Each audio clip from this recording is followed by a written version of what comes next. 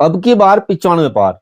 कक्षा 12 के जिन विद्यार्थियों ने अभी तक कुछ नहीं पढ़ा है, चाहे कुछ भी नहीं पढ़ा हो, अगर वो इन वीडियो को देखते रहेंगे तो उनके जो है 95 पार नंबर जाएंगे। वो कैसे आएंगे वो मैं सब आपको बताता चलूंगा, तो आप जो है अंत तक वीडियो में बने रहे। बहुत सी वीडियो में डाली है, उनको भी आप देखना। देखते हैं, चलते हैं वीडियो की ओर। देखिए प्यारे बच्चों, प्रश्नोत्तर नंबर 6, ये कहानी आती है। कहानी को भी लिखने का एक स्टाइल है कि आप जो है स्मार्ट तरीके से लिखते हैं तो आपके नंबर बटा बटा आ जाएंगे। देखिए, कम काम करके ज्यादा नंबर लाने हैं। ये देखिए पंचलाइट, ये लिखी है फणीश्वर नाथ रेणु ने। पहले प्रश्नोत्तर नंबर 6 डालेंगे, फिर पंचलाइट लिखेंगे, फिर फणीश्वर नाथ रेणु इन्होंने लिखी है। इससे जो है एग्जामिनर के दिमाग पे अच्छा प्रभाव पड़ता है कि पंचलाइट इसने पढ़ रखा है और जो है फणीश्वर नाथ रेणु ने लिखी हुई है। देखिए, सुप्रसिद्ध कथाकार फणीश्वर नाथ रेणु द्वारा रचित आंचलिक आंचलिक कहानी है, जो है बिहार के ग्रामीण पिछड़े इलाकों की कहानी है। कहानी फणीश्वर नाथ रेणु की प्रसिद्ध कहानी है। पंचलाइट में पेट्रोमैक्स को ही गांव वाले क्या कहते हैं, पंचलाइट कहते हैं।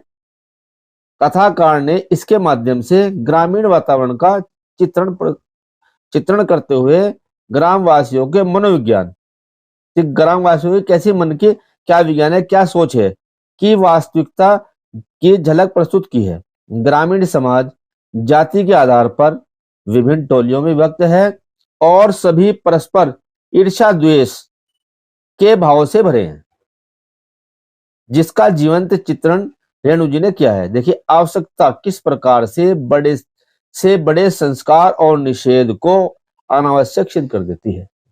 ये लाइन आपको लिखनी है। रेणु जी ने अप्रत्यक्ष रूप से ग्रामीण सुधार की प्रेरणा भी दी है। देखिए, पहला हेडिंग है पेट्रोमैक्स यानी पंचलाइट की खरीदारी। गांव में रहने वाली विभिन्न जातियां अपनी अलग अलग टोली बनाकर रहती हैं। उन्हीं में महतो टोली के पंचों ने 15 महीने से दंड जुर्माने के जमा पैसों से रामनवमी के मेले से इस बार पेट्रोमैक्स खरीदा। पेट्रोमैक्स खरीदने के बाद बचे 10 रुपए से पूजा की सामग्री खरीदी गई। ये कहानी बहुत पहले, इसलिए 10 रुपए का बहुत महत्व था उस टाइम पे। पेट्रोमैक्स जलाने की समस्या। महतो टोली के सभी जन पंचलैट के आने से अत्यधिक उत्साहित थे, लेकिन उनके सामने जो है आ गई एक समस्या आ गई है कि पंचलैट जलाएगा कौन, क्योंकि किसी को भी पंचलैट जलाना नहीं आता। पंचलैट के न जलने से सभी के चेहरे उतर गए। राजपूत टोली के लोग उनका मजाक बनाने लगे। देखिए नंबर 2 टोली द्वारा दी गई सजा भुगत रहे गोधन की खोज। कि जो है उसको हुक्का पानी बंद कर रखा था। गोधन को गांव का लड़का है वो। गुलरी काकी की बेटी मुन्नी गोधन से प्रेम करती थी और उसे पता था कि गोधन को पंचलैट जलाना आता है, लेकिन पंचायत ने उसका हुक्का पानी बंद कर रखा था। ग्रामीण इलाकों में जो है क्या करते हैं, हुक्का पानी बंद कर देते हैं, वो जाति से बाहर कर देते हैं। यानी कि मुन्नी ने अपनी सहेली कनेली के माध्यम से यह सूचना सरदार तक पहुंचा दी, गोधन द्वारा पंचलैट जलाना। तो देखिए, सरदार द्वारा भेजे गए छड़ीदार के कहने से नहीं आने पर गोधन को मनाने गुलरी काकी, ये मुन्नी की माँ है, गई।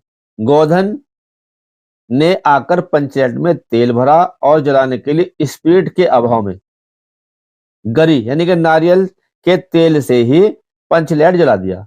पंचलैट के जलते ही महतो टोली में खुशी की लहर दौड़ गई।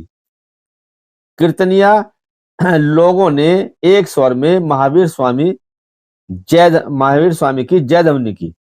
देखिए, पंचों द्वारा गोधन को माफ करना।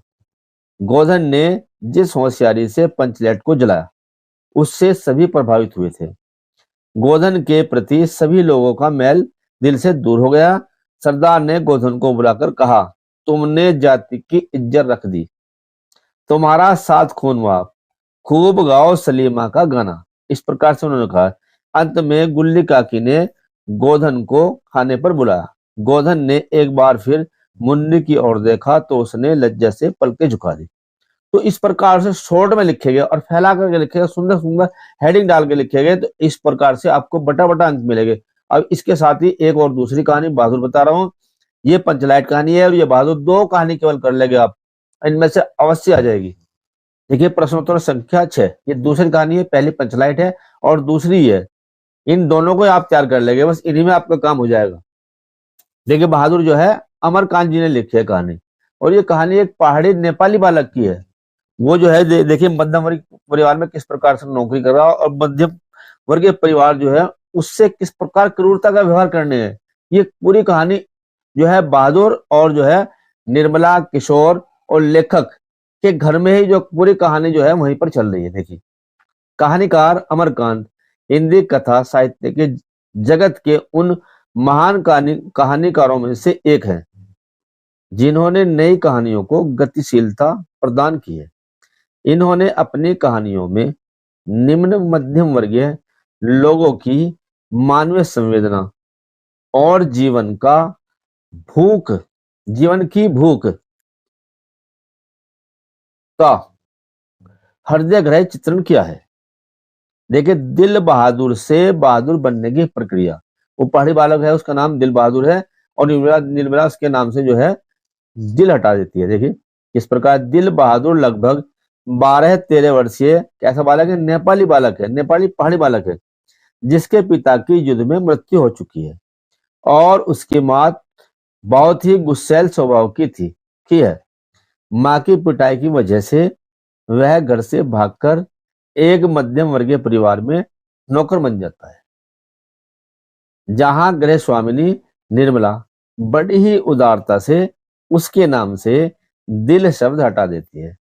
वह उसे केवल बहादुर कहकर के पुकारती है। देखिए बहादुर बालक किस प्रकार का है, परिश्रमी है, हंसमुख है। उसके नेपाली पहाड़ी बालक के बारे में वर्णन करके, परिश्रमी एवं हंसमुख बहादुर।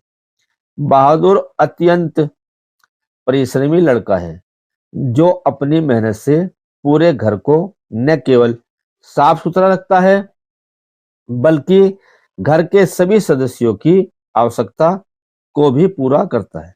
इतना काम करने के बावजूद भी वह हमेशा हंसता रहता है। देखिए बहादुर का हंसना हंसाना मानो कि उसकी आदत बन गई थी। बहादुर बहुत हंसमुख लड़का था, परिश्रमी लड़का था। देखिए किशोर की बदतमीजी, किशोर जो है लेखक का लड़का है और निर्मला लेखक की घरवाली है। निर्मला का बड़ा लड़का किशोर एक बिगड़ा हुआ लड़का था, जो शानो शौकत तथा रोब दाब से रहना चाहता था। उसने अपने सारे काम बहादुर को सौंप दिए थे। वह बहादुर को छोटी से छोटी लापरवाही पर भी उसे मारता पीटता, वह गंदी गंदी गालियां भी देता था। बहादुर पिटकर एक कोने में चुपचाप खड़ा हो जाता। एक दिन किशोर ने बहादुर को सुअर का बच्चा कह दिया। उसने किशोर का काम करने से मना कर दिया।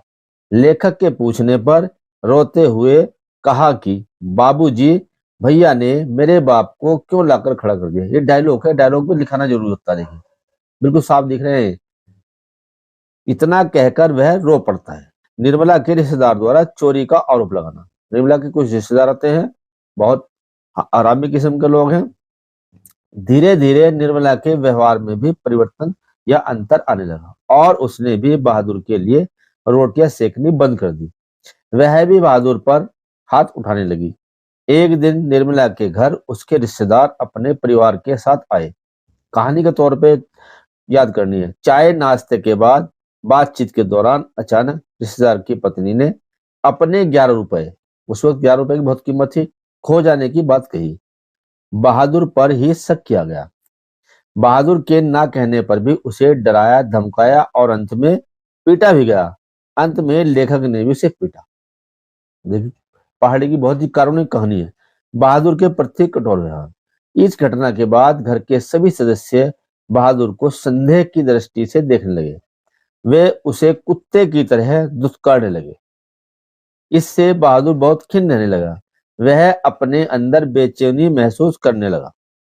बहादुर का घर से भाग जाना। अंत में जो है बहादुर घर छोड़कर भाग जाता है। देखिए एक दिन उसके हाथ से सिल टूट गई। बहादुर पिटाई के डर से और घर वालों के असभ्य और क्रूर व्यवहार से तंग होकर घर से भाग जाता है। उसके जाने पर सभी लोग पश्चाताप करते हैं। देखिए बाद में पश्चाताप करते हो कुछ नहीं होता। देखिए ये जो है एक पहाड़ी बालक की कहानी है, वो पंच लाइट की कहानी है। आप जो है इनकी मोटे मोटे हेडिंग याद कर लेना और कुछ डायलॉग लिखे जैसे मैंने लिखा। इसको आप साफ साफ लिखना है। कटिंग कहीं नहीं करनी है आपको। इस तरह लिखेंगे तो आपको पूरे बटा पूरे नंबर आएंगे।